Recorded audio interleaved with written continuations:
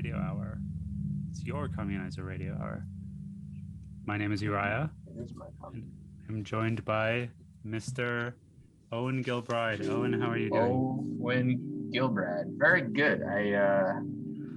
It's nice that the gyms are back open, so I've been rebuilding. Rebuilding that muscle. Rebuilding the gains. We're gonna Okay, rebuild quick. the empire. What are your PRs in all the main lifts? Like all time or currently? Because they're gonna be a lot lower. Let's do five rep max all time. 5 rep max all time. I think for deadlifts it'd be like, I don't know, like 3 plates, 330. Squats would be like 275. Overhead press would be like 1 plate, maybe 140. What? You've pressed 1 plate I got for to 5 reps? Yeah, before this last year where George Soros, Bill Gates, Mark Zuckerberg, and like the Illuminati all decided that they needed to take America's gains away. Isn't that like vastly disproportionate with your squat and your deadlift? Not to be like a critical jerk here, but that seems like it would be. Yeah, it's pretty disproportionate. Like your overhead press is way stronger than your other lifts. Yeah. I don't know why that is. But strong shoulders. I mean, the thing about squats, for those of you who don't lift weights often or at all, like squats with a barbell are really scary. Like they're psychologically, they feel like you're going to get hurt every time you do it. So like, I feel like subconsciously, me at least, but maybe a lot of people will like probably not do nearly as much as they actually could, because even if you're getting up to like maybe like 75% of what you could do, it's already starting to feel like, oh shit, this is a lot of weight on my back. It's like seriously. The only lift where it really feels like you could hurt yourself bad. Like everything else, like you would probably just like, you'd look like an idiot and you'd make a loud noise, but like bench press probably wouldn't is also extremely bench press dangerous too. Which is like my bench press isn't super high either. It's like not even 2 plates, but I think that's more because I had like an injury a few years ago, which kind of makes my like, I don't know, it makes like my arms like not able to grab the bar properly or something. Yeah, the difference between the danger of the bench press and the squat is like when you're doing a very heavy squat, like close to your max, it feels like you could actually like explode, like your knees could just like explode into dust, or your spine could just be like pulverized, or like just something terrible is going to happen. Whereas with the bench press, the danger is really that like if you don't have a spotter, I mean, there are some physiological dangers, of course, but if you don't have a spotter, then the danger is that like you're not going to be able to get it onto the like pins, and then it's going to crush you. Like if the equipment isn't set up properly, then you could actually really hurt yourself. Yeah, the thing about bench press is like, like the way it's set up is like you're taking it off of the holder things, like, and pushing it up in the air and then bringing it down to your chest and pushing it back up. So like if it's too heavy for you, you'll probably notice like right away as you're trying to get it off the pins, like you won't even be able to get it off. Yeah. So like usually with bench press, you at least have that grace period where like the worst that'll happen is it's like slightly too heavy for you, which means that it'll kind of be like resting on your chest and you won't be able to get back up, but it won't like collapse on you and like crush you, because like you would notice before you got to that point. Whereas like with a squat, the most difficult point, you actually don't really have a clear sense like going into it, because like when you get down to the bottom, it gets substantially harder to go back up, and there's not really much you can do because you have like a few 100 pounds. And like actually there's like videos on the internet of like people going for a world record, like like 1,000-pound squats or something, and like they just like literally like they prolapse their intestines. Like just pops it in their gym shorts. Disgusting. Oh my god. Yeah, I exclusively squat. Now that I'm like really up there with my squats, I've been like adding, and I still do add weight consistently, but I always squat with safety pins. because like I had this experience where I was like squatting such a heavy weight and actually like really freaked me out. And I like I didn't know how to like fail a squat safely. So I like looked it up on YouTube and everything and like how to, set the safety pins at the right height and everything. So I now do that. Um, but yeah, it's pretty freaky squatting. I had Mm, this experience this week at the gym, bench pressing, where I had set the like I was bench pressing in the safety in the squat rack because I didn't have a spotter, so I had the pins set at the proper height and everything. But there are these plate holders that are like right kind of like next to the like thing that the bar is on. okay. And when I was like down with the bar like at my chest level, like the plate that was on the bar was like touching the plate that was like attached to the Oh, squat that's rack. not good. So it couldn't, and I couldn't get it up. Like I was failing my rep, but I couldn't also like set it on the pins properly because the fucking plates were interfering with Mm, each other. mm, It's a very freaky yeah, experience. And yeah. yeah, That's you're the supposed to thing not is, put the like pin thing, the clipper onto mm, your bar when you're bench pressing so that in a worst case scenario you can tip it over. oh, okay. So that's why I always thought people just did that to look more badass. Like, yeah, I'm not putting the clips on because I'm a bad motherfucker. Yeah, totally. But no, for real, like psychologically, like lifting heavy weights is like when you're in the moment where like something is going wrong, even like, if it hasn't gone terribly wrong yet, like if you like touch like, the bar or something accidentally and it like kind of goes out of like a weird way, it's like very frightening. It's like Yeah. primordially like it's like when you're up on like a high ledge and you're kind of like inching along and you're like looking down and you know that like you could fall and die. Like you're just in a Yeah. different headspace. Yeah, your adrenaline is surging and like you're not really like thinking in a traditional way. Yeah. You're thinking more like an animal than a human, basically, at that point. Yeah. Yeah, I had the another experience gym development is that my deadlifts, uh I can't really like hold it anymore properly. And I don't want to start using straps because Mm, apparently like actually gripping it in your hands develops your forearms. yeah. So I want to keep doing that. And I can kind of hold it, but it's like slipping. So by the end of it, it's like really like just hooked in my fingers very precariously. So Yeah. I need chalk. Like I've come to realize that I actually need to start using chalk. Like I've just been back at the gym a week, so I've only gotten up to like, I think I was at like 260, 270 the other day. But like, I definitely noticed before when I was getting up around the 3 plate range, that's when it really starts to feel like you can't grip the bar as well as you want to. Like it's just holding onto it is a struggle. Yeah. Um, Did you ever but use yeah. chalk? At a previous gym I was a member of, like, but the one I've been at for the last few years doesn't have chalk. So like I haven't really used any accessories. Like I know some people will use like belts, some people will wear like gloves to give them extra grip. What I will do for the deadlift is like when I'm at a heavier weight, I will use a mixed grip, which like I don't really know like the biomechanics of it, but it definitely does give you a little extra like pull. Like it seems to stabilize the bar a little bit better if you like have each your hands facing in the opposite direction.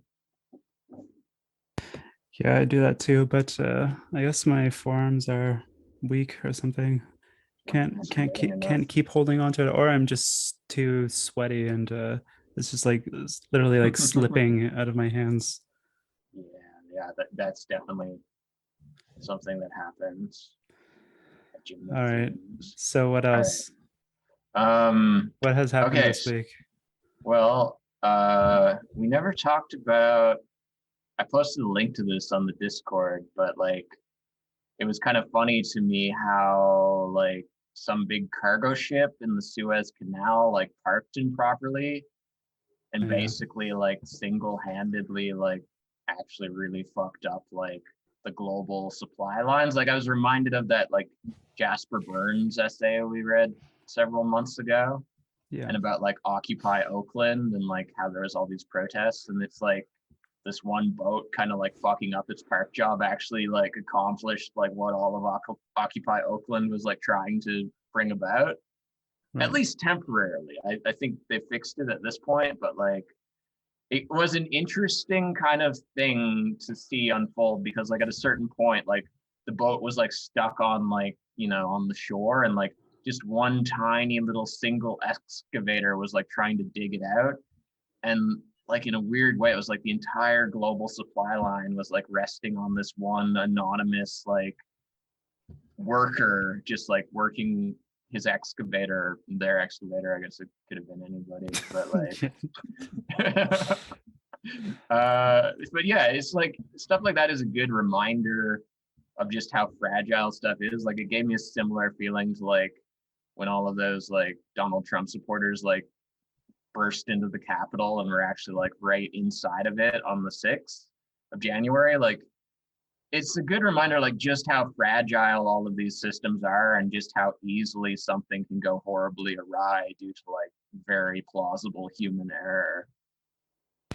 Yeah, do you know what the actual effects of the holdup of the Suez Canal are meant to be? Because like I've heard so much about how it has affected like, global supply or whatever and logistics and whatnot. Mm. But I'm not sure like what type of commodities are on that boat or if it's like, raw materials or something, and the Yeah, effects won't be seen for months because like production slowed down or something, or if that it is it. was actual commodities or like foodstuffs or something. Like if it was production supplies, like it could be something that manifests like later on. Like for instance, like I know that in electronic equipment, like there's like certain like minerals and things that are used in the manufacture of microchips, which are in most computers, which actually come from like a relatively small, like I think it's like somewhere in China even like produces like most of like this one like mineral that's used in like microchip manufacture, or like somewhere in Asia. So I could see like that being the sort of thing that would be on these container ships and would be like going all over the world because like people in like America and Europe and wherever want to manufacture computers. And like that's the sort of thing that like just one single shipload of it being delayed for a while could really set back all sorts of industries that you wouldn't even like necessarily like think about right away. Like it could be like this chain reaction kind of that spills out over the course of months. I guess we'll just have to Yeah, wait and see. I didn't see any effects in the commodities that I buy, which are essentially only groceries. So like I didn't see any like dramatic spike in food prices or anything. Yeah. So I don't know, but those that ship is like apparently like a skyscraper sized ship or whatever. So it must have Mm. like quite a variety of commodities, I imagine. And those like Yeah. shipping containers are like refrigerated and whatnot. So it could be like rare earth minerals, and it could also be, kiwi fruit or something. Yeah. It is kind of amazing though, like, you know, because like you're kind of vaguely aware that like these things are going on, like the Suez Canal and container ships, but like when a news story like this happens and you actually see it, it's like, oh shit, yeah, there's just like these big ass boats that carry all this stuff around. It's like I don't know. When I'm like reading about like capitalism and global trade, it all just feels like very abstract and like ethereal. But like it's a good reminder to see this and be like, oh yeah, there's very material, like real world manifestations of these things. Like there actually is like a material infrastructure, which is like probably a relatively small number of these gigantic ships. Like I don't know how many are in operation, but like given the size of these boats, like I wouldn't be surprised if it isn't even like that many that are like active. Yeah, who knows? I mean, yeah, there are probably not too many of these like gigantic ones, but then there are like a lot of smaller ones because like these different commodities are going to like different places and stuff, and like having one gigantic ship like that is somewhat inefficient. Like the commodities Mm. would be are the I feel like there's a Marxological term for this. What is it? Like the productive it's not the productive forces, but the productive materials maybe are like going to they're coming from one location and going to one Mm. other location, you know. Whereas Yeah, yeah, if it yeah. were like many smaller ships, then you know it could be like specialty commodity ship that is, and they could like spread out or whatever. But one thing that I will say is you know, on the on the topic, I was thinking about this as well in terms of that you know, idea that logistics and blockading is the like most effective way of you know, interfering with hydraulic capitalism. The unfortunate thing is that this was in no way a political gesture. It was not you know, the result of a movement or a group, even like a small grouplet. Like as far as we know, I mean, it could be that like some, you know, like anarchist cell like cause this ship to somehow block the canal or something, but if that is the case, nobody has like taken credit for it. Mm. um but yeah, it's not like an intentional act, so it's not like a political gesture. It is not really a blockade. It is just like capitalism going awry and like revealing its own fragility and like how, you know, precarious the whole system is and how it has really set itself up to be precarious and like fragile. Like it Yeah, is really like you know, developed this whole system for itself that is just, you know, so prone to collapse or like interference at the slightest hiccup.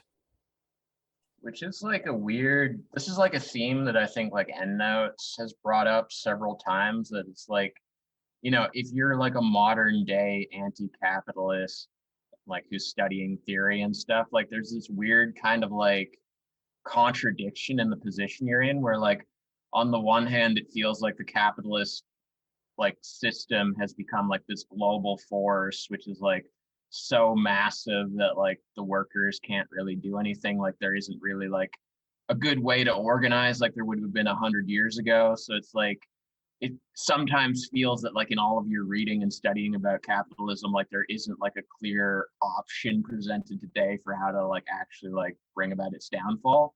But on the other hand, the more you like observe it and read about it, the more you recognize like just how precariously placed it is, just like by its own internal like logic.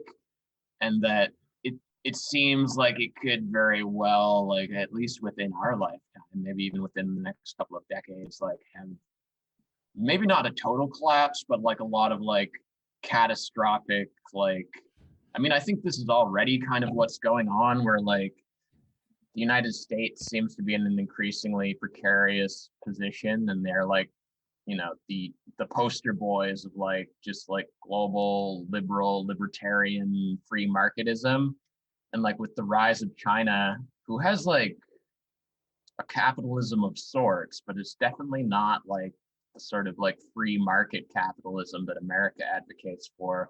I think you could already read that as like capitalism as it currently exists, like kind of undergoing like a structural crisis, and like at the very least some other like mutation of it starting to rise to the surface. The next form is neo-feudalism. It's just going to become more and more feudalistic, and like states are going to become less and less relevant, and we're going to see, you know, the present trend of, you know, corporations being the ultimate like political and economic powers, you know, just becoming further and further entrenched. That But does seem like a yeah, strong likelihood, yeah. on that note, let's transition into discussing today's essay. We are here to talk about the first essay in Endnotes 5 called We Unhappy Few. It's a pretty sizable text, about 100 and something pages, over 100 pages, and quite a good text. A real Mm. turn, real change of pace in some ways. In some ways, it's very classical, typical kind of endnotes. Seems very familiar, especially the first half, but they also introduce a lot of refreshing and new insights. And it really seems like, I mean, as we've said, there's like 5 year gap between Endnotes 4 and 5. Endnotes 4 was, pretty boring. Didn't really enjoy it nearly as much as 2 or 3. I think we've spoken about that, but this is really kicking off Endnotes 5 with a real bang. It's a really good text. But yeah, I guess we're going to try to summarize it, and then we'll get into the like different topics that it addresses, and try to like unpack them in greater depth. But is there anything that you want to say about it before we get into that, Owen? What were your overall impressions of it? Yeah, well, I mean, I would just echo what you said. Like, I enjoyed this text quite a bit. Like, it's the first one in a while where I felt like I was being introduced to like a bunch of new concepts and like useful ideas I hadn't really considered before. Like, to the point where like several times throughout reading the article, I would actually like have to stop and like go like, bookmark something to research further, some like writer they had referenced or some concept they had brought up. Like, it gave me like a bunch of new things to think about, which like you said, Endnotes 4 was perfectly well written, but it felt like it was kind of just sort of repeating a lot of what had come before. And there's like this kind of feeling of frustration, like, okay, like, is this going anywhere? And like, this first article actually feels very promising. Like, it felt productive. It felt like it was actually pointing to useful ideas, like things that you could actually work on in your own life and in your own social interactions. Like, it's taking like the fundamental idea of communism, like a community, down to like a genuinely grassroots level, which I think is like super useful because often Endnotes is just like focused on these like huge theoretical abstractions and like the difficulty of making any sort of movement. It can be like very like kind of like distressing to like sit with that for a long time. So like this article was a great change of pace because it actually gives you like a lot of things you can work on in your own personal life. So yeah, I'm into Yeah, it. they introduced like psychoanalytic topics, and what you say is true, that it felt very useful in like a direct and immediate sense, because they're talking about the psychological factors of being a communist, and like what it means. And not even like there is, it's a sizable text, as we'll get into. Like they treat a lot of topics, like how theory and practice relate to each other, and how like quote revolutionary groups relate to like real social movements that actually manage or don't manage to accomplish like political ends. But they also talk about like that is kind of like a means for them to get into the main topic of the text, which is like how individuals relate to groups, and how groups relate to like this kind of like overall theoretical movement, to like a body of knowledge, basically. So yeah, like the main kind of topic of the text is like group psychology. They draw on the work of what's his name, Bion. What's his Sounds like, first name? yeah, Oh Wilford yeah, R. Wilfred Bion, who's like Yeah. a psychoanalyst after Marx, after Freud, I mean, um, who did a lot of work in like schizoid kind of analysis, as well as like group analysis. But yeah, so the text, it begins with this kind of like parable of the theory group and the praxis group. The praxis group is a group of people who are more or less oriented, like their primary activity is participating in actions, and you know doing things like like doing kind of organizing and that sort of thing. They're committed to praxis, and they encounter difficulties in like members acquiring new knowledge, and then becoming kind of like disenchanted with the like tendency that the group was originally formulated around. And that causes them to fracture and like go through. Basically, they experience difficulties on that basis. And then there's another type of group, which is the theory group, which is a group that is purely about thinking and researching and acquiring knowledge for each other, and they're open to whatever. Like they have like a certain bent, like they're let's say interested in studying communism and capitalism and how to overcome it. But these types of groups can be placed in any sort of context. It could be a group that is interested in studying arborism, like trees or whatnot, and like how to like how trees relate to each other and like genii of trees or whatever. But we'll say that it's a communist theory group, and they're all about like researching and studying together, and like using their regular meetings to kind of develop their own understanding. But they experience difficulties that come in the form of like what was it? It was people who become like unwilling to give all of their time and energy to this group. There's some suspicions around people using the knowledge for their own personal ends to advance their professional kind of like academic careers, and then also people who want to relocate and want to like change the structure of the group meetings. So these are two types of group, and they're oriented towards two different types of activity, theory and praxis, and they undergo two different types of difficulty, two different, like challenges or obstacles to their group functioning, to the psychology of the group.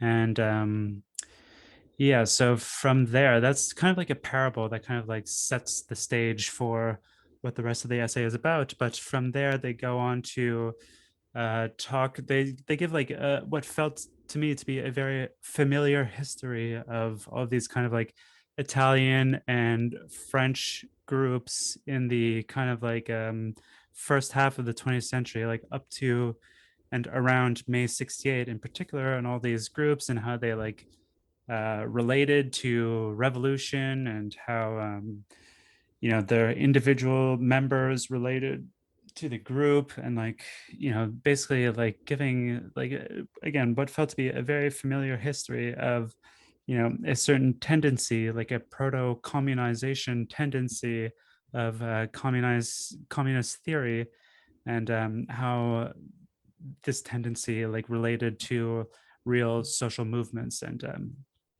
so they talk about like how student groups were like interacting with like factory organizers around May 68, and how like these occupations of like certain factories related to the overall movement in France in particular, and all this sort of stuff. And where do they go from there? They go on to talk about there's like a whole section in kind of the middle of the text about Richard Gunn, who is like I remember like his quote about conversation and communism being good conversation, reading it on their website like way back in the day, like before Endnotes 5 came out, when I read Misery and Debt for the first time, like many years ago.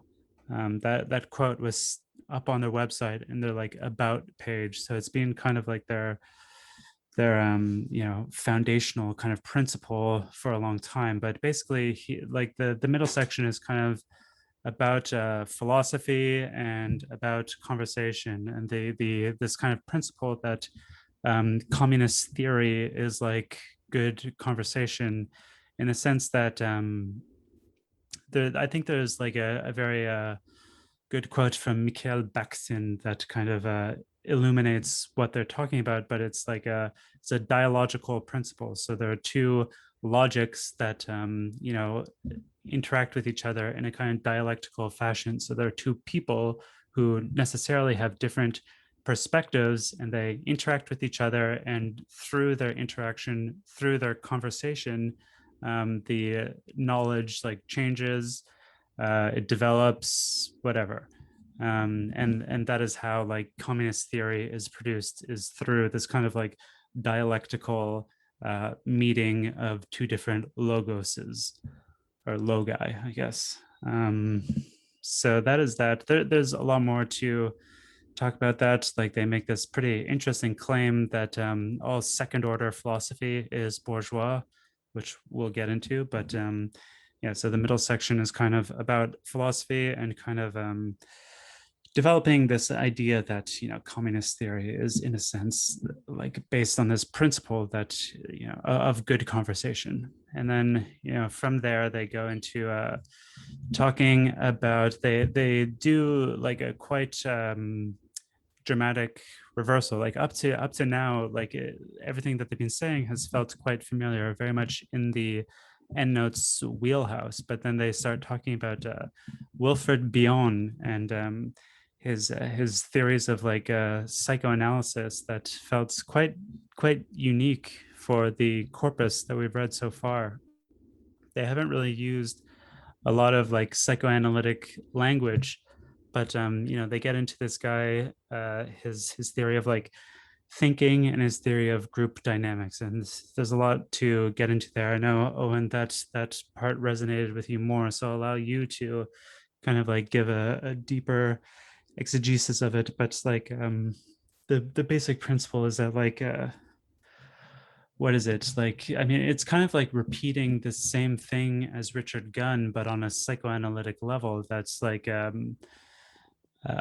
groups are about acquiring knowledge and or not acquiring knowledge or something. But maybe you can take over now, Owen, and kind of give a gloss on like what's the whole like latter half or latter section of the essay is about.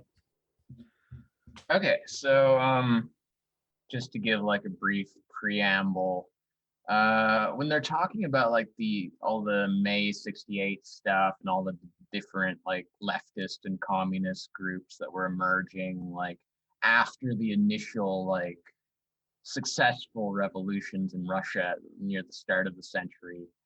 And as they're examining these like later groups that would emerge, there was like this general feeling amongst these groups that they wanted to like learn from the experience of the previous groups. They felt like they had this distinct advantage because they could observe things like, the Russian Revolution and sort of like see things that hadn't really worked out for them, see where it went wrong and like, correct their mistakes and like do an even better kind of like more authentic communist revolution.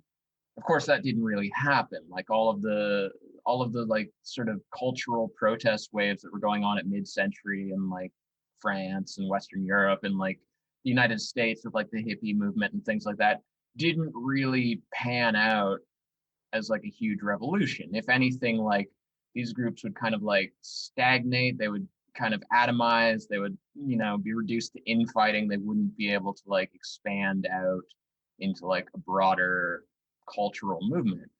And I think what Endnotes is trying to do in this article overall is to like recognize why that might be by examining like the psychology of the groups. And I think like what's established early on is something that they've like developed at length in previous articles, is this idea that even by like mid-century there was no longer like as strong a cohesive like skilled worker identity that people could unionize and like form around as like this nucleus of like some sort of new social order. So like already you had this problem where those who were like opposed to capitalism and wanted to revolt against it felt themselves to be like outside of like the actual workforce. They did not feel themselves to be like the true revolutionary subject.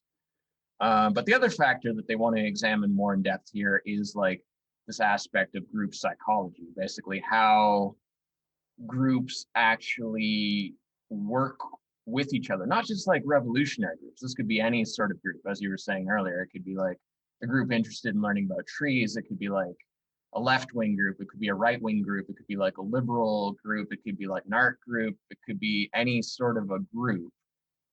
And they want to understand like what sort of dynamics in a more abstract way are at play in any group. So they turn to this figure who I personally was not familiar with. I haven't read like a great deal of psychoanalytic literature. This figure, Wilfred Bion, who was a apparently like a British Indian person born like at the start of the 20th century. Like I honestly don't know much about his life. After reading this article, I did download, or I mean, I legally purchased several of his books, because I like to support authors legally. But anyway, they spend a great deal of time talking about his work and his ideas, like his idea of the group. And for Bion, there's like basically in any group, there's really two groups. There is like what he calls the work group, which is the group at a more sort of consciously articulated level. It's basically like, if you are a communist theory group, that would be the work group version of the group. It's like what the group explicitly is getting together to do, to explore, like the topic that they're trying to pursue, the goal they are working towards, like the official roles in the group. If someone's like the organizer officially, then that is their work group function. But besides the work group, there is another group that is present in any group that is not at the level of conscious articulation. And I believe he calls this the basic assumption group. This is, I think, the term he uses for it, but essentially it's like a more sort of primordial, like subconscious kind of reactionary, like emotionally driven group that's like present in any sort of like human interaction, where there's all of these like sort of subconscious or semi-conscious roles that we fall into. There will be people in any group who naturally take kind of like a leader position, owing to the fact that maybe they're more charismatic, they have a more aggressive personality, maybe they're just more energetically driven to like manifest results in the group. So there will naturally be in any group someone who's like falling into like a leader position, those who are following into a more of a follower position. And this is the case even in like a group that's like ostensibly, officially, like completely non-hierarchical and like egalitarian. So a lot of Bion's work is dedicated to exploring these themes, like how to more consciously be aware of these like irrational, emotionally driven, and maybe like only semi-conscious patterns of behavior that are manifesting in any group, which ultimately affects the actual like work that the group is aiming to do. So he outlines like a number of strategies for how to work with this and better understand it, and even to, in the process of trying to better understand the actual like social mechanics of your own group, you reach a better understanding of society more broadly. So it can actually be useful for something like revolutionary social work. But yeah, like all the stuff about Bion was really interesting to me. Like it's definitely something I want to read further. But that's what they spend most of the second half of the text talking about. Yeah, I'll just read an excerpt here that kind of talks about this idea of the basic assumption group that is like a group dynamic that is at play within every group. So this is on page 77. Groups often also display a mentality and activity that operates on a less conscious level that pulls in a different direction. Puzzling and often obstructive to the group's conscious aim, Bion found that this mentality and activity coheres and makes sense once we start to see the group as assuming it meets something more primitive or basic than its consciously imagined purpose.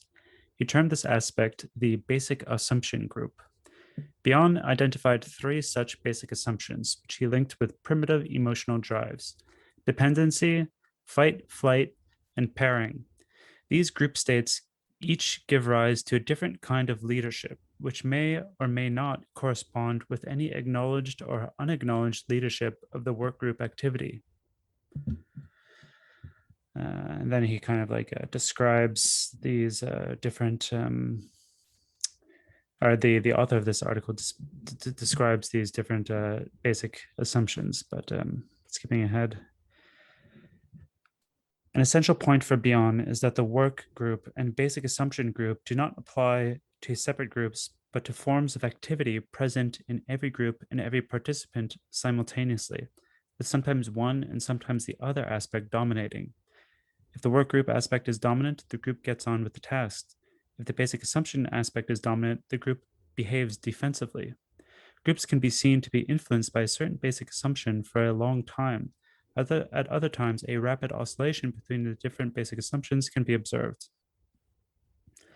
Blah blah blah. So yeah, it's interesting here. Like that there are these kind of that there's like an emotional core to even like the most abstractly kind of like founded group, even a group that is founded by a bunch of like professional academics to pursue the most abstract topics. There's going to be some kind of like emotional kind of like psychological core at the heart of it, and these people are going to be kind of like at certain times like appealing to each other for different like psychological needs. They're going to be like like crying out to Adorno to be their mommy or whatever. Adorno, who I Yeah. assume is like the leader, the mommy figure, the breast of the Frankfurt School. Like Horkheimer was like suckling at the breast of Adorno. Jesus. I mean, that's certainly like like it is interesting to recognize these like pre-rational kind of like realities, like certainly like the figure of like Karl Marx, or for tankies maybe like Stalin or someone, represents like this kind of like paternal figure, like on a more emotional level beyond like just the theories they expose. And this is like the truth of like any political ideology, like for like Americans, maybe it'd be like George Washington or Abraham Lincoln, like if they're like American patriots, where like you might approve of some ideology on like an intellectual level. Like you might hear like a theory espoused and say like, yes, that makes sense to me. I advocate for this theory. I think it'd be good to form a social order around it. But I think the reality is that there's like this more like fundamental level where something about an ideology and the kinds of people espousing it, and like the kind of like artists that are like making art based around it, and like just the way their propaganda is flavored, appeals to you on a more like illogical kind of emotional level. It just seems kind of cool and inviting, and you're drawn to it. And I think inevitably this is the case for any sort of like political or social movement, no matter like how intellectual the adherent might be. I think in order to like actually become passionately invested in something, there has to be this like kind of pre-rational emotional like connection with it before you even like begin to intellectually like address it. Yeah, so the other, I think, kind of like important psychoanalytic concept here is the theory of thinking, which kind of like brings the um, you know argument of the essay full circle to connecting like Richard Gunn's theory of good conversation and the like kind of dialogical idea that I brought up. It kind of connects it the to the psychoanalytic side of the like essay. But let me first go back to read this quote from Mikhail Bakhtin on page 54. Truth is not born, nor is it to be found inside the head of an individual person. It is born between people collectively searching for truth in the process of their dialogic interaction. So this is a pretty good quote, I think, that kind of like summarizes or gets at, even though it's attributed to Bakhtin rather than Richard Gunn, who is like their main figure for this kind of like conversation principle. It kind of like summarizes what they're talking about, is that like truth occurs in the interaction between two people who necessarily have different perspectives, but their whole like project here is to kind of like uncover the psychoanalytic processes at work here, and to kind of like connect that more philosophical uh, idea to like something more concrete or quote unquote empirical. I mean, we all know that psychoanalysis is made up, but for the Mm. purpose of this episode, we're treating it as though it is empirical. So yeah, they kind of developed this theory of thinking from Wilfred Bion, who himself developed it from Melanie Klein, who was like a principal or like a student or an enemies end as well of Mr. Freud. But I'll read here from page 83. Klein contended that the infant, in its first few months, has a dominating anxiety of being annihilated and defends itself against this by a process of projective identification. Projective identification is an unconscious fantasy of taking things in and spitting things out, which feels real and has real effects on the developing ego. This involves a splitting of its experience into that of either wholly good and or wholly bad objects. The infant coheres its first sense of self through identification with and love for its introjected good object, which it needs to keep separate from its bad feelings of hatred and destructiveness, which it puts into the bad object. The prototypical good object is the gratifying mother or good breast. The bad is the non gratifying mother or bad breast. Klein thought the absence of the object of the real breast was too much for the youngest infant, and that in its fantasy it instead experiences the non breast as a concrete bad breast, which it tries to get rid of or evacuate through what she called projective identification. In a recurrent struggle to lessen its dominant anxiety, a cycle of splitting, projection, and introjection ensues. The projective identification of the paranoid schizoid position is thus what one does to one's difficult experience when one is unable to think about it. If not excessive, this projective identification fulfills a developmental function, allowing an eventual shift to the depressive position. So I think this kind of it really like foreshadows an idea that they develop later, which is the K and minus K, like the knowledge and minus knowledge. Beyond like starts using like a symbolic notation to kind of like develop these like psychoanalytic formulas or something. Mm. So K stands for knowledge, and then minus K stands for not knowledge, I guess.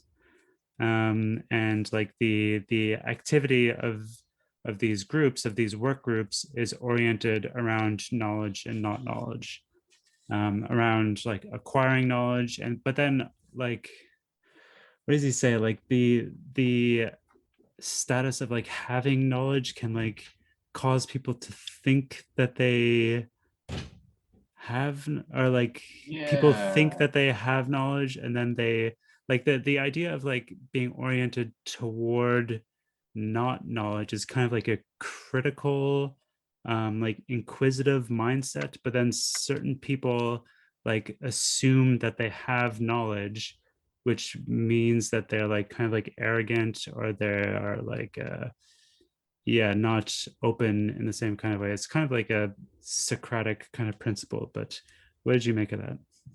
Yeah.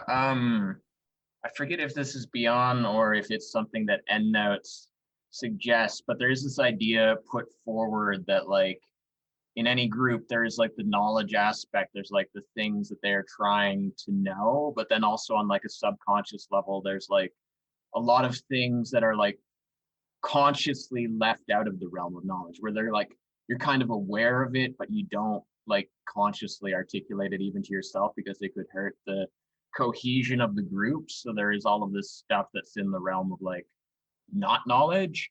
And I think Endnotes specifically like takes to task like a lot of like communist groups, like a lot of theory groups will have this happen where they develop kind of a body of knowledge, like an understanding of like the economic social system and like how to address it, the problems with it, like how to overcome it. And this will give the group a sort of cohesion. It's like, you know, it's like their special knowledge. It's like their plan for how they're going to make the revolution happen. But then what happens is that this body of knowledge is never like complete, because obviously like life is this extremely complex evolving thing that's like always taking on new forms. So there's like always this potentiality of new knowledge coming in, and these groups will tend to a certain degree ignore new knowledge past a certain point once they feel like they have a cohesive doctrine. And you can see this in the case of the praxis group that they mentioned at the start of the article, where they have their understanding of the world, they have their view of like what the right course of action is, and they recognize that in order to get anything done, they need to kind of like, they need to just like stick to their guns and like develop like a cohesive plan and like see it through. So there can be this like process of kind of like ignoring new information that comes in that's going to like go against like the established dogma. And this can affect any sort of political group, even like a leftist communist group can have this kind of like conservative subconscious aspect to it where it doesn't want to like destabilize the group by just endlessly introducing new experimental data.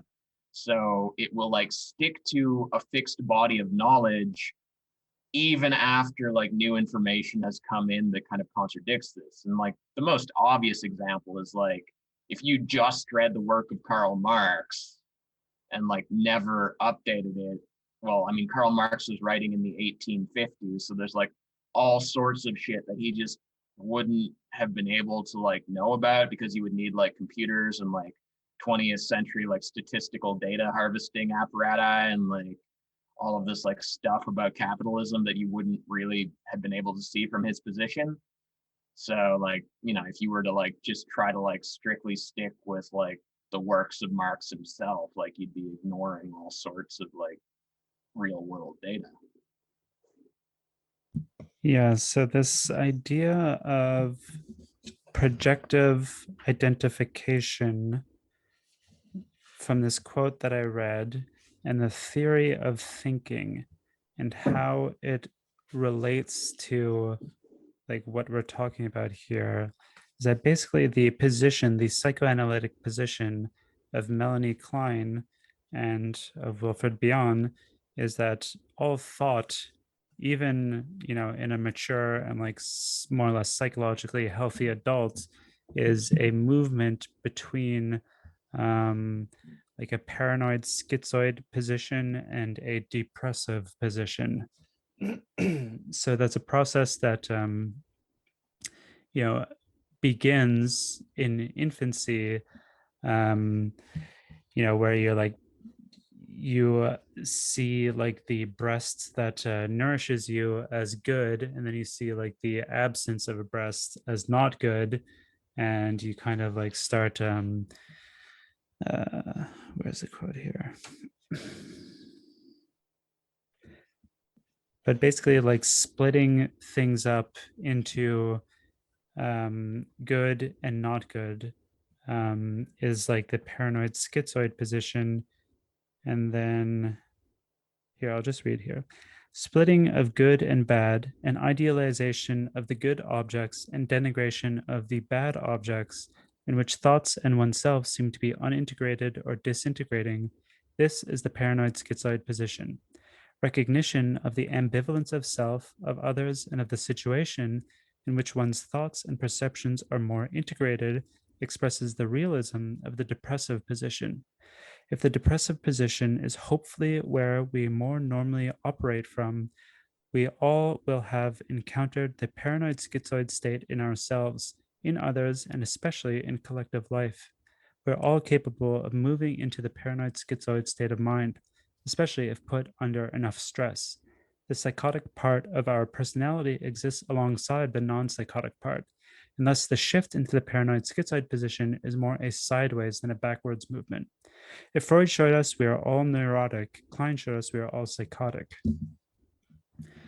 So yeah, this idea that like you are like psychologically splitting the world into like good things and bad things, and kind of like identifying those things with like how they relate to you personally is like a paranoid schizoid position, and then like being depressed is more realistic.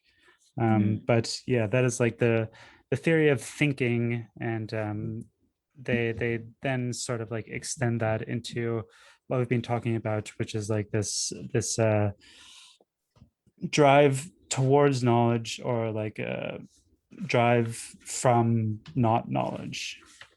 um And then from there, they go into like this idea of the container and contained, which are represented by male and female symbols. Although they're not supposed to be gendered, they're just Yeah. kind of So it's like like it's symbols. I think there's like an aside made that like Bion actually intentionally like just chose abstract symbols because he wanted people to like think about the ideas in like an abstract pre-linguistic form without like associating like, you know, real world like cultural associations with them. So I Right. think like when he uses those symbols, like he's just trying to get you to point to like a more of a like a metaphysical concept, perhaps like an idea without like particular form. Right. So I'll read this quote here to kind of try to uncover what how this container and contained idea are relevant here. The container slash contained model of thinking emerged from Bion's engagement with the phenomena of projective identification as theorized by Klein. Drawing on work with his highly disturbed patients, Bion sensed that they were communicating with him through projective identification. Bion's leap was thus to see projective identification as sometimes having a healthy function. It was not necessarily just a way of getting rid of or evacuating a bad feeling by projecting it into another person. It could also be a form of primitive or embryonic communication. When the infant has an experience of bad feelings, pain of hunger, or worse, an inchoate sense that it is dying, it acts in such a way as to make its carer feel the kind of feelings that the infant wants to be rid of.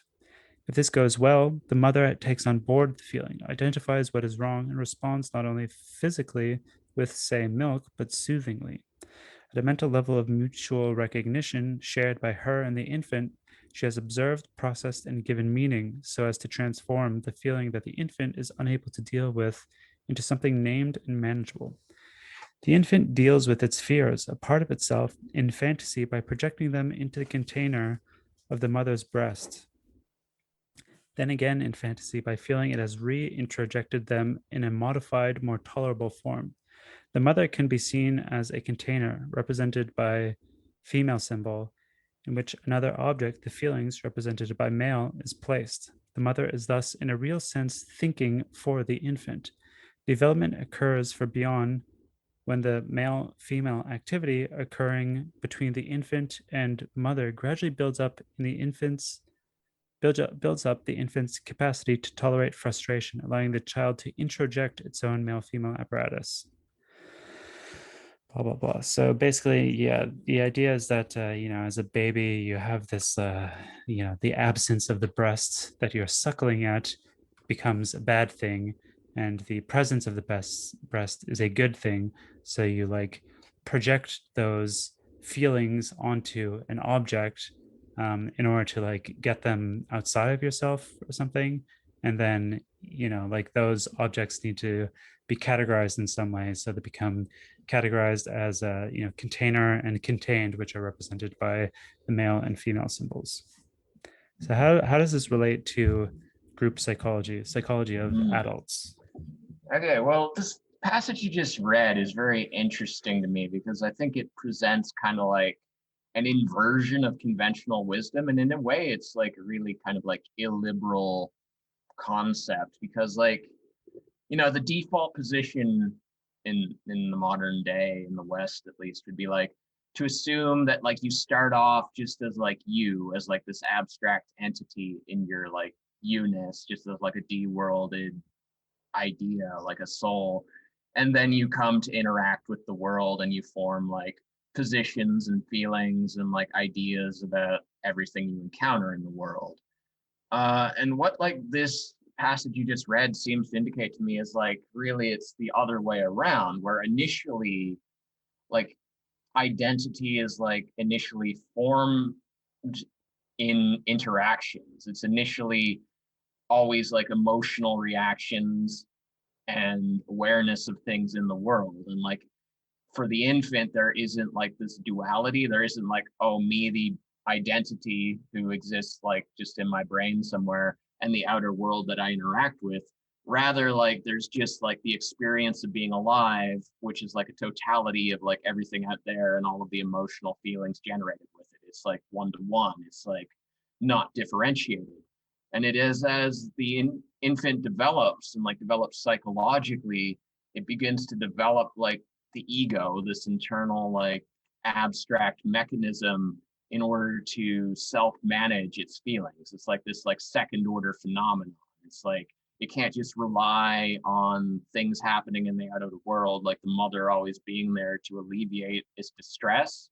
So it develops its own methods to take care of its own needs. Like it basically is able to translate something experienced out there to like an analog in its own brain, like some sort of like emotional, psychological methodology. And this is like the genesis of the individual ego as this like free floating thing. It's like this like conditioned and trained body of reactions that develops over the course of one's life.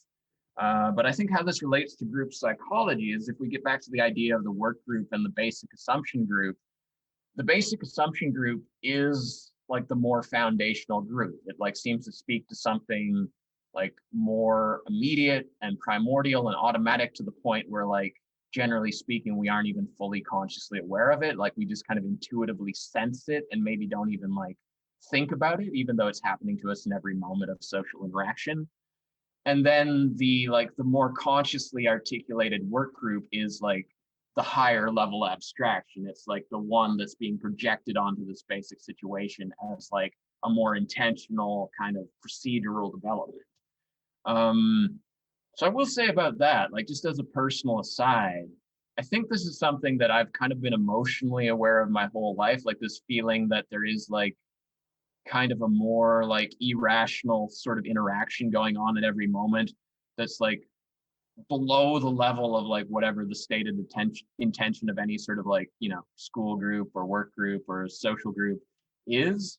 And it's actually like what kept me from getting into politics until like my late 20s, because I recognize that there's this sort of like idealism that happens in most political groups of like any variety, right? Where like political groups and political movements are all about trying to manifest some sort of social change in the world, basically trying to get people to change their behavior in some way, the way they live, in order to create a better world or a world that's more in line with a certain vision that you have. So there's like all of this like consciously articulated intention to better recognize like the fundamental nature of human interaction and to improve it, to make it work more functionally, whatever way that might be.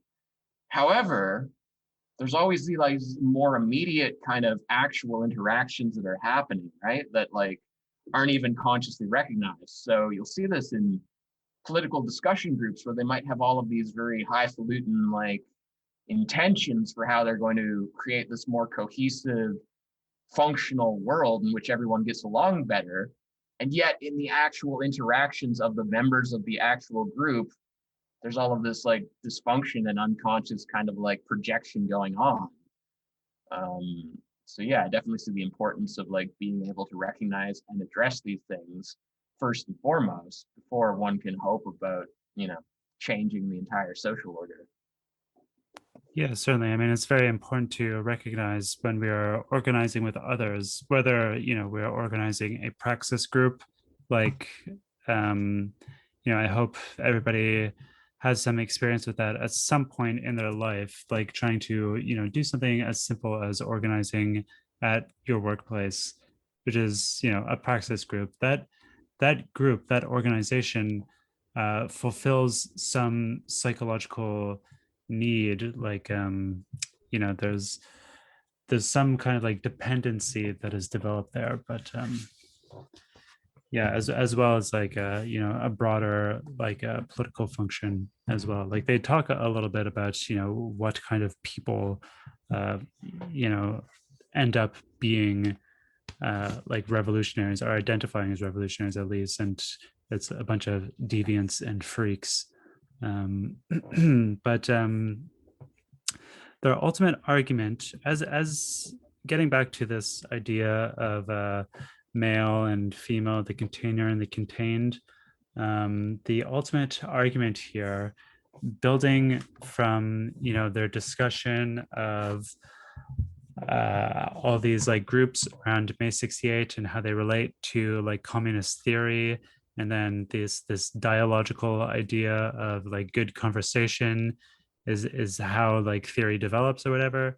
It all comes around to this idea that communist theory is this apparatus that we are, as individual revolutionaries, either on our own, like reading theory and, like identifying with theorists and building a group in our heads, in our personal like convictions. My group is composed primarily of the greatest people in history, like Lenin and Mao and Marx. Like those are the only types of people that I personally will deign to affiliate with. You might have other people in your head that you like to affiliate with, but we all form like our personal canons, our own little like group in our heads, whether or not we are members of like an actual IRL kind of meeting group that's of like people, peers, actual like living peers that we discuss things with our mouths, or if we just read books or consume media of some sort or other, and form kind of like more or less imaginary groups. We're all part of groups, and as it relates to a theory like communism, we are kind of like projecting ourselves into that apparatus. The theory is kind of like, in a sense, trans-historical. Like they talk a lot about like Bordiga and his ideas of how communism is like invariant, like it doesn't actually change throughout history. But without getting into that, we don't necessarily need to get into that. But the idea is at least that communism is this kind of body that exists throughout history, and into which we as individuals or as collectivities can project ourselves, um and like put our good or bad feelings into, and that is how we can kind of relate to it. We like the body of communist theory is like a logic that we can interact with and hopefully at least move ourselves forward. And then by like actually producing something that will then therefore necessarily be a part of that body, it also moves that body forward in some way. Like maybe the things that we produce are derivative and they don't actually offer anything new, or maybe like nobody ever sees them, so it doesn't really meaningfully contribute to the body. But in some way, when we as communists, as people who are interested in communist theory, are studying communist theory, studying the history of communism as a movement, and then producing something, whether it's like a weekly discussion podcast or articles or essays, or even if it's just our influence in the world in the form of organizing our workplaces, or organizing a tenant union, or organizing like a transit union or something like that, then we are kind of having this this interaction, this conversational interaction with the body. We're projecting ourselves into it, and it is like interacting back with us. I think that is kind of the ultimate like upshot of the essay. Yeah. Well, I mean, this is getting to like, I think a very interesting concept, but also like kind of big and abstract. And like, I'm just gonna try to unpack it a bit. Like, I think like what's being revealed here is like ultimately like, you know, the collective nature of consciousness and of being, even like when you feel like you're just isolated as an individual.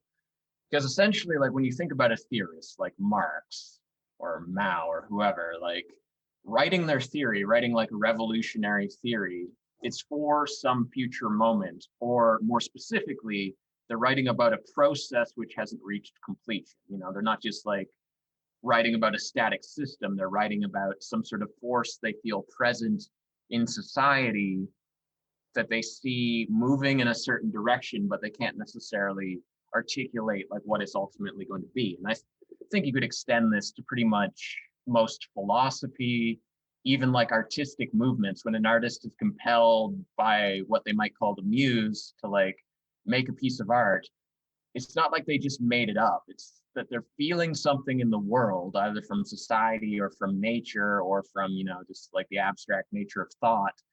And it inspires them to create something which is pointing at like an idea, pointing at something. And I think like you can see this more clearly with revolutionary theory, where they are inspired to write about a vision that they have for what the world could be like, what it could become, like a potential they see in society, which might be inevitable in their opinion. I believe like Marx often described like communism as like the natural like end state of like social development, or it could be something that's, a potentiality that has to be worked for.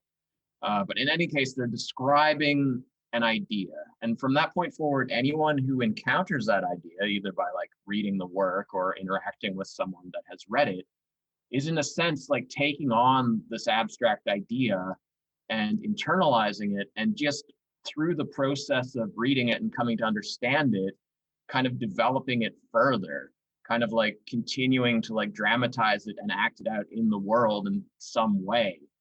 I think essentially what is happening is when someone develops a revolutionary theory, every person who reads that theory afterwards is taking part in the process of actualizing the revolution. Like, because when the theorist is initially writing about the revolution, they are not creating the revolution themselves. They're not realizing it themselves. They are writing something with the hopes that it will inspire people over whatever length of time, however long it takes, to act out the process which they cannot fully articulate, but to like figure out how to bring about this revolution, which is like initially an abstract idea that becomes like a real world phenomenon.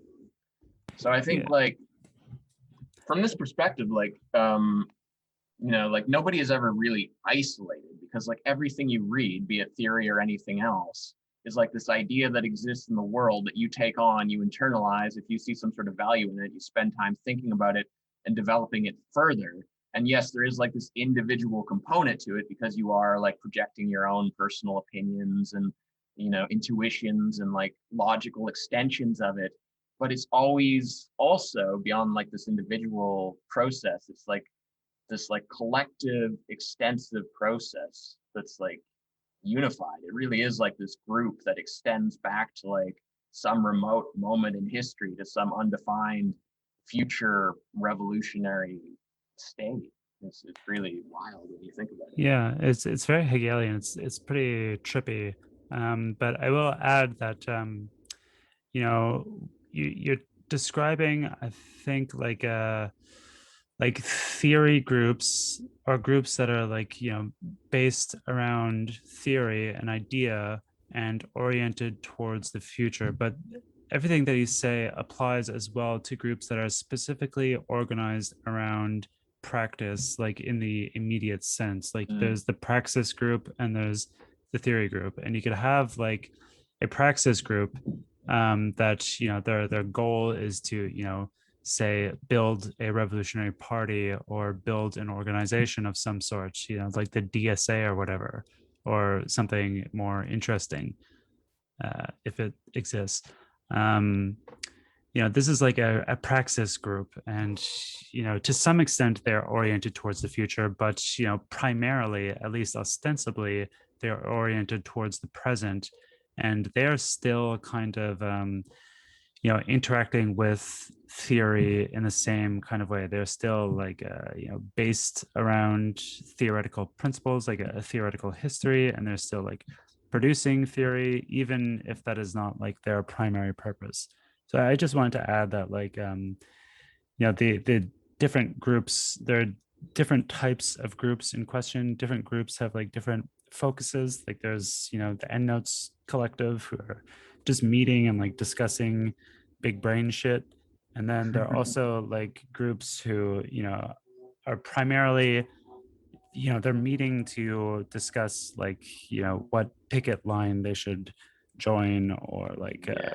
like real, like more concrete, like activist type sort of behavior or Yeah. organizational sort of behavior. And they're still both like, insofar as they are, communists, they're both determined by this like kind of trans historical, I want to say, like idea of communism. I don't know if trans historical is too much of an idealist concept to apply to what we're discussing, but it seems apt.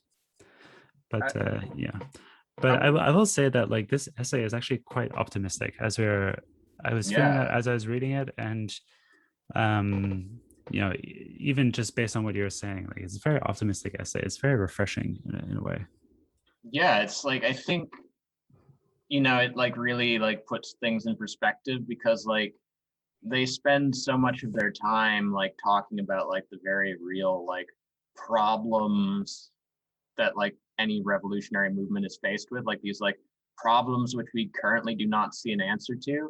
And it feels like more than anything, this entire essay is saying like, okay, yes, we don't see the answer now, but like that's okay. Like sometimes it's okay if you can't see the way forward. You can recognize this and recognize that it's still possible and inevitable that some sort of change will occur. It's like recognizing a greater historical process at play. Yeah, I remember back in Endnotes too.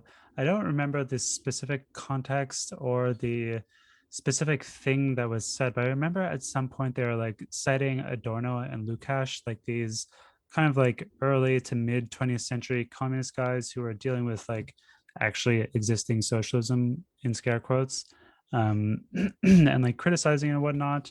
And like Adorno, like pretty famously, I can't really like say this very succinctly, but he kind of became a bit of a defeatist, like a bit of a pessimist, and like didn't really see any kind of possibility in the proletariat, in the working class. He didn't really think that, like, he and Lukács both, I believe, please somebody correct me if I'm wrong, kind of moved away from thinking that the proletariat had any revolutionary potential. And traditionally in Marxism, the proletariat is the revolutionary agent, and there is no other, revolutionary agent. Like it's not the bourgeoisie who are going to do it, and neither is it the lumpen proletariat, or any other class. I don't think there is really another class, but yeah. So those two guys became, excuse me, fairly defeatists in the sense that they didn't really think that the proletariat had any uh, revolutionary potential left in it, I guess because of the culture industry and the way that capitalism had evolved and everything. And, like endnotes and communizers in general seem to, in a way, share a pretty similar idea when they talk about how like there's no kind of worker's identity, and how all this kind of shit that we're very familiar with, like how communization is like the whatever, like the like communization is the real unfolding, but like just this idea that the proletariat doesn't have any real identity anymore. And it seems like they're kind of really battling with this idea of like who is going to do revolution if there's no such thing as a worker's identity, which means that the proletariat is too like atomized and diffuse to actually like organize. And even like its traditional like kind of leftist organizational structures, like the party, like the kind of Leninist whole thing, programmatism, is not a viable option. And like, how are we going to do a revolution, and who's going to do it? So there's this whole like defeatism, which has kind of like permeated a lot of I feel like it's been very present in everything that we've been reading. Like endnotes have just basically everything that we've read up to now has been kind of like struggling with like figuring out who is going to do the revolution. And this essay doesn't, and like what I was trying to say is that like Adorno and Lukács, like based on this idea, there's almost no point in even like orientating yourself towards a revolution. There's no point in doing any kind of like revolutionary labor. There's really like no point in anything. It's very like nihilistic they kind of viewpoint. They don't have any upshot. Like it's very pessimistic. There's nothing really to look forward to, which means that ultimately it is counter-revolutionary, because in order to be revolutionary you need to have some kind of upshot. You need to have some kind of road to revolution, and in Adorno and Lukács, allegedly, perhaps, there is no such thing. So in a way it is counter-revolutionary anyway.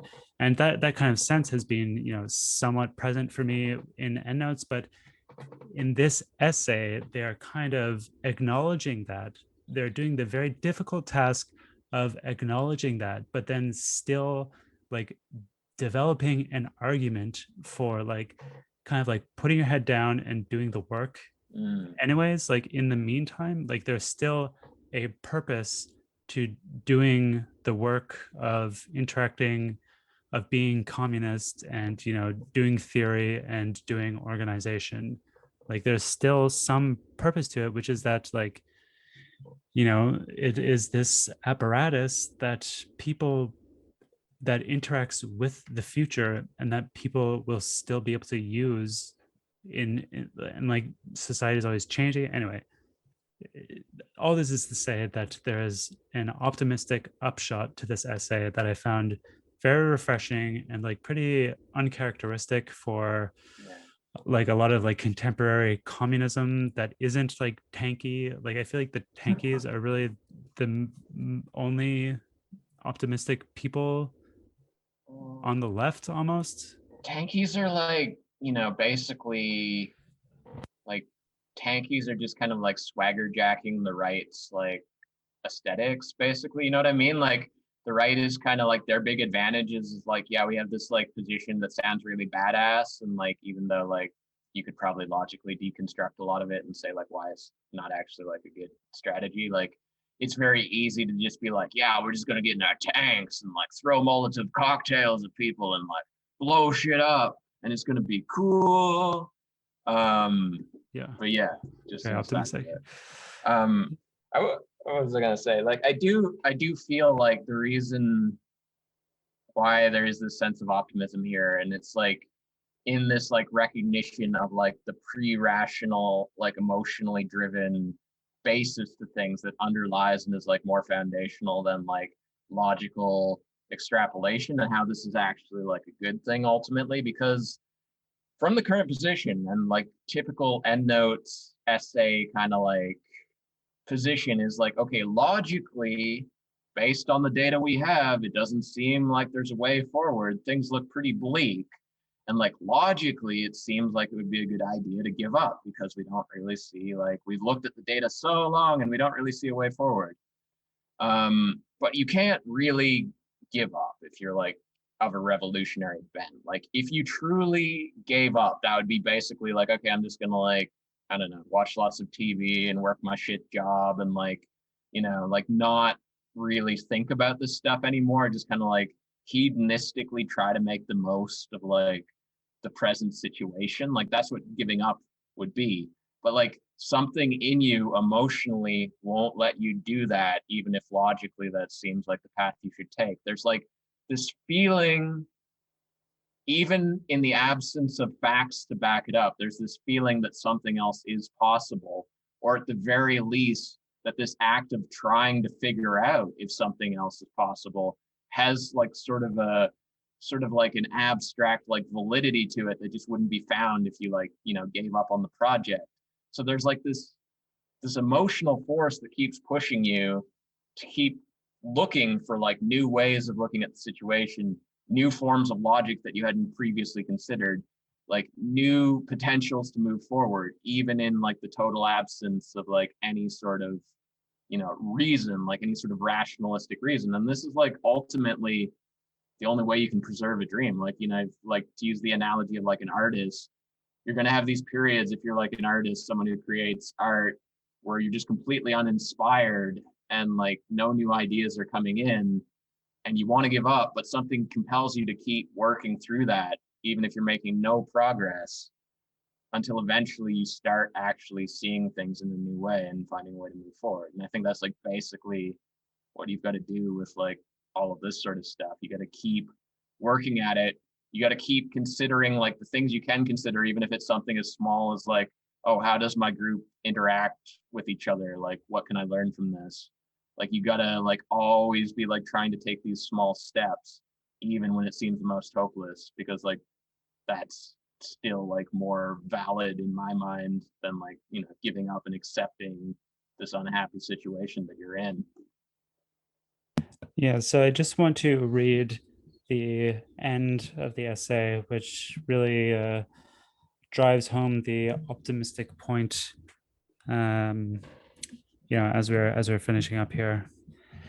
Communist theory has a universal significance. It expresses a will to life on the part of humanity against capital, a force it has created and continues to create, which threatens its destruction. At the same time, those trying consciously to think it are just individuals and small groups doing what we can, a guiding thought for those engaged in such a task. And this is a quote from Hoget, Partisans in an Uncertain World. The group must be capable of maintaining the dominance of its own depressive attitude. This means, despite its sense of vision and grandiosity, retaining the capacity to keep a sense of perspective and, hence, knowing that what might be created will not be perfect but could be good enough. End quote. Yeah, it's very like a sentimental, kind of like beautiful little optimistic note to end on, you know. We're just little individuals and little grouplets doing, you know, bad work, but hopefully, you know, it might not be, what is it? I just read it. Not be perfect, but it could be good enough, you know. We got to keep trying because you know, what we do could be good enough. So, It's like yeah. really the polar opposite of the first Endnotes essay I ever read, which was Misery and Debt, where like I forget the exact quote, but it basically ends by saying like there's just going to be like, you know, mass like immiseration of the globe and like increasing like just slums and like superfluous populations, and like there's this like striking like sense of existential doom that's coming, that's completely inevitable. And I remember the first time I read that, I just finished it and I was like, I don't know if I like communization. If this is like the Yeah. conclusions they draw, it feels like not useful. But like, yeah, this is like the total opposite of that. It's like, okay, well, you know what? We're gonna recognize like just the bleakest realities unfolding before us, and we're gonna say, okay, yeah, we can take that. We can work with that. We're gonna find out how to like move forward with that. We can take it. We can work with it. And on that note, dear listener, we will leave you for this week. I hope you have a very nice week. Hope you have a very optimistic week wherever you are, whenever you may be listening to this. But my name is Uriah, aka The Inverted Form. You can follow me on Twitter at The Inverted Form. Support us on Patreon, patreon.com/The Inverted Form. If you want, you can get on our Discord at $3 a month, or just send me a DM. You can find me. The Inverted Form. My Owen? name is Owen Gilbride, and you can find my music on the internet at world3.tk. I just had a vinyl release this week, actually, which is available on Bandcamp. The link's not on my website yet, but maybe by the time you listen to this, it will be there. So, you know, go listen to my tunes. And until then, have a very communist fuck. Have a All very right. communist day. A very communist day. Okay, bye.